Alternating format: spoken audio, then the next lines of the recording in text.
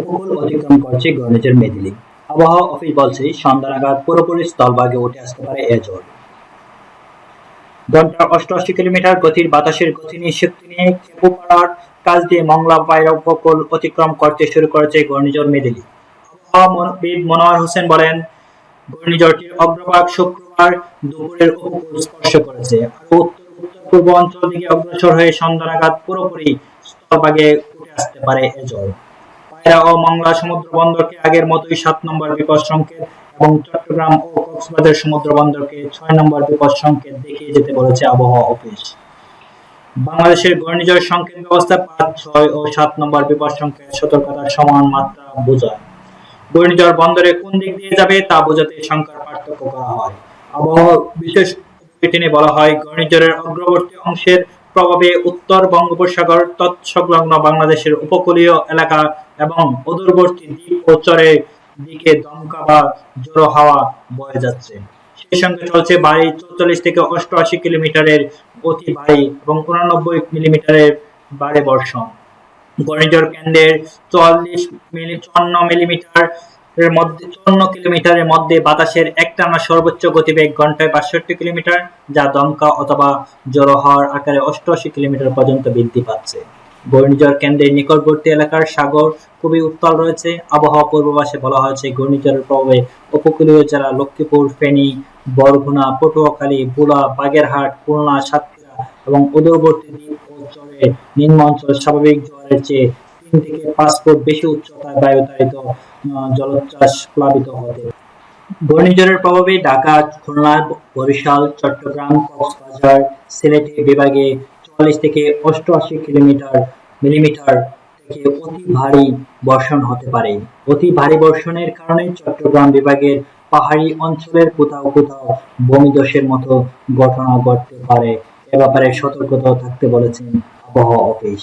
উত্তর বঙ্গোপসাগরের গভীর সাগরে অবস্থানরত সব মাছ ধরার নৌকা ও ট্রলারকে পরবর্তী নির্দেশ না দেওয়া পর্যন্ত নিরাপদ আশ্রয়ে থাকতে বলা হচ্ছে।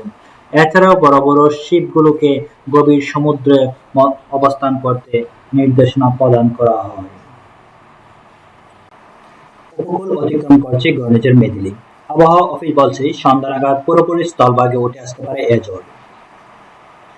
ঘন্টায় 88 কিলোমিটার গতির বাতাসের গতি নিয়ে শক্তি নিয়ে খেপুপাড়ার কাছ দিয়ে মংলা পায়রা উপকূল অতিক্রম করতে শুরু করেছে ঘূর্ণিঝড় মেদিলি।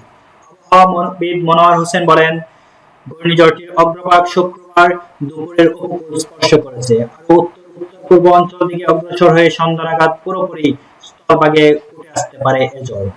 পায়রা ও মংলা সমুদ্র বন্দরকে আগের মতোই ৭ নম্বর বিপদ সংকেত এবং চট্টগ্রাম ও কক্সবাজার সমুদ্র বন্দরকে ৬ নম্বর বিপদ সংকেত দেখিয়ে যেতে বলেছে আবহাওয়া অফিস।